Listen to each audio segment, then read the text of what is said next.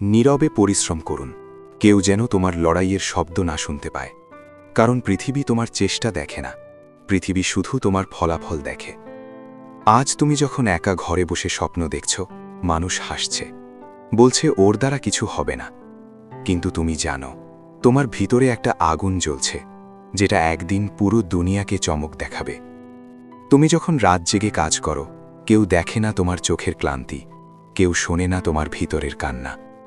তবুও তুমি থামো না, কারণ তুমি জানো, সফলতা চিৎকার করে আসে না, সফলতা আসে নীরবে। আজ যারা তোমাকে অবহেলা করছে, একদিন তারাই তোমার গল্প বলবে। আজ তুমি ব্যর্থ, কিন্তু এই ব্যর্থতাই তোমার সবচেয়ে বড় শিক্ষক। মনে রেখো, বীজ যখন মাটির নিচে থাকে, তখন কেউ দেখে না তার লড়াই, কিন্তু একদিন সেই বীজই গাছ হয়ে আকাশ ছুঁয়ে ফেলে। তুমিও ঠিক তেমনই। জীবন কখনো সহজ ছিল না, এখনও না, ভবিষ্যতেও না।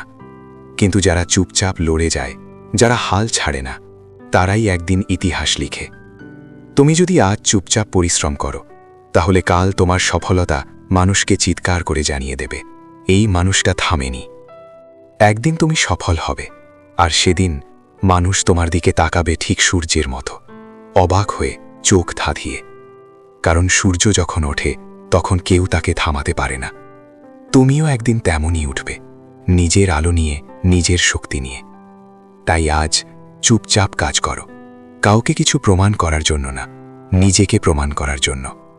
কারণ দিন শেষে তোমার সফলতা হবে তোমার সবচেয়ে জোরালো উত্তর। নীরবে পরিশ্রম করুন, সময় তোমার হয়ে কথা বলবে। যেদিন সফল হবে, মানুষ তোমায় অবাক করা সূর্যের মতো তাকিয়ে দেখবে।